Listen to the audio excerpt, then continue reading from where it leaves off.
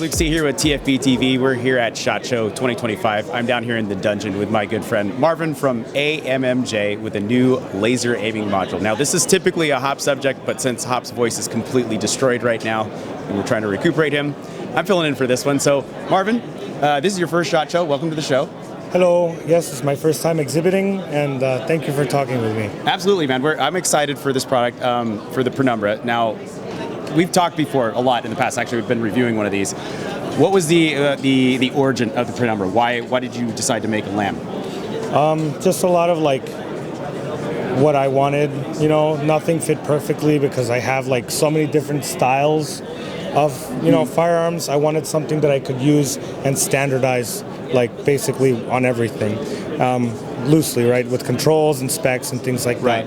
So the biggest thing that I wanted to do was work on a housing for the components, because everything else is kind of like you have what you have. The rest is kind of like imaginative.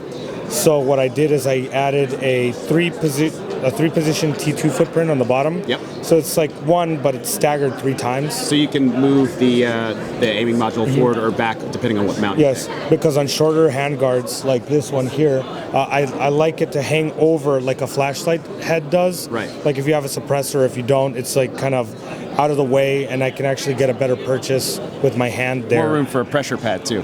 I don't really like pressure pads, so I kind of designed this like not to be using just so much so you pressure could use pads. the button itself. Yep. Okay. I really like the button being in the middle, because with other ones I would like be pressing something else that felt like the button, like with gloves or something. I'm like, God damn it. Yeah. Sorry. But yeah. So the controls are back here too. So like in this position here, what I was mentioning is that overhanging here, the flashlight head, but like I can actually just, I'm grabbing it, I got my thumb over bore, and if I need to, I'll just, get to there. And if I have to adjust my divergence, I just use the throw lever, and I'm still here. Right. So and like flashlight, you roll it, or whatever. This is basically built around like what you perceive as optimal for you, right? And it's kind of customizable in that way, in that like the aim point mount is, you can get those in pretty much any height, and you can also adjust it backwards and forwards. Any quality, any mark brand that you want, any height. Really, it's something that you don't want to have to worry about, is also making a mount. Okay. Because I know other companies in the past, you either do or don't, and I just don't want to deal with that problem. So like with this one, this is another configuration that's kind of popular, is like the piggyback. Right. So like, especially on this, everybody, I have the Arasaka clamps on it, but a lot of people complain about this shifting. So with this, you kind of can eliminate that a little bit by having it on the main receiver here, and then you can just present it. You're looking through the red dot, and you have your buttons here for what you need to do here. Right. So basically, you're creating a laser aiming module with a piggyback that basically in itself is like kind of like a regular height. It's a little taller. I'm gonna put that on there off camera, but. One thing that's kind of frustrating, we've all seen how the red dot market's kind of changing, like open emitters are cool, now nobody wants open emitters. Right. So with that, you can just, even if the RMR may or may not be the one anymore, but the footprint is everywhere. And you can put an adapter plate for any optic that you really want on there. The Penumbra works with adapter plates then? RMR footprint direct, but RMR footprint adapter plates for other patterns. For other patterns, right? Yes. Okay, cool. So let's go over real quick. You talked a little bit about features that you wanted to include, but let's talk about specifications. What kind of like emitters are we talking about? What kind of batteries does it run on? What kind of plugs does it use? Crane plug, so you can use all of the Surefire plugs and everything.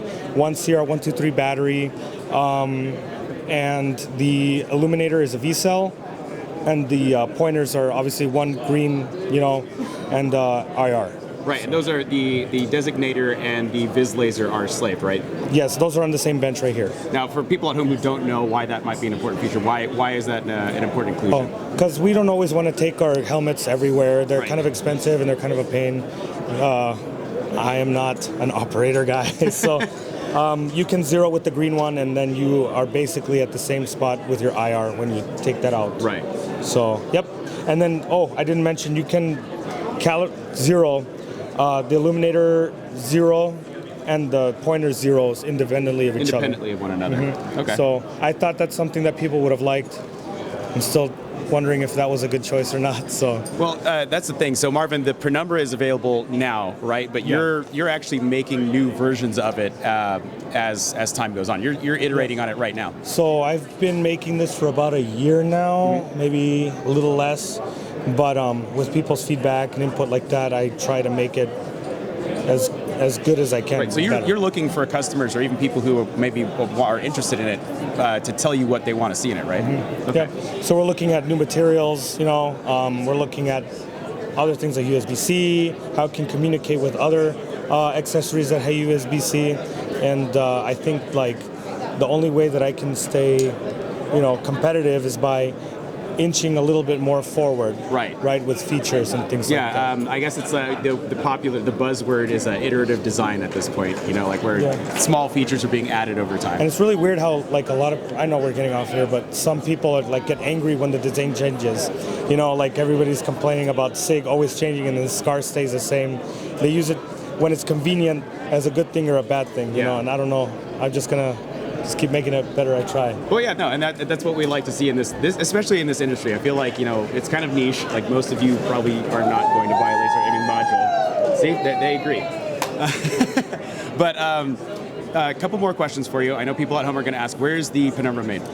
I machine everything here in the U.S. and Michigan. Okay. And then components, obviously, I'm not going to spin up a new factory to make diodes and lasers and PCB boards. Not very cost effective. No, because maybe in the future, obviously, everything with if the business is good, but right now I'm really new and I'm just trying to make it happen. Yeah, and then the Penumbra is available on your website now? Yep, and we have a couple of I don't know if it's dealers or distributors. Distributors, dealers? Yes. Okay. They sell it on their websites. And then last question before we go here, how much does it cost? Currently it's $1875. Okay. I want it to be competitive with obviously other American made lasers, but everything's kind of changing a little bit now. It's a violent and fast-moving market. Yeah. So, Marvin, thank you so much for agreeing to be on TFBTV and TFBTV Showtime. I'm happy to see you're succeeding here, and again, welcome to your first SHOT Show.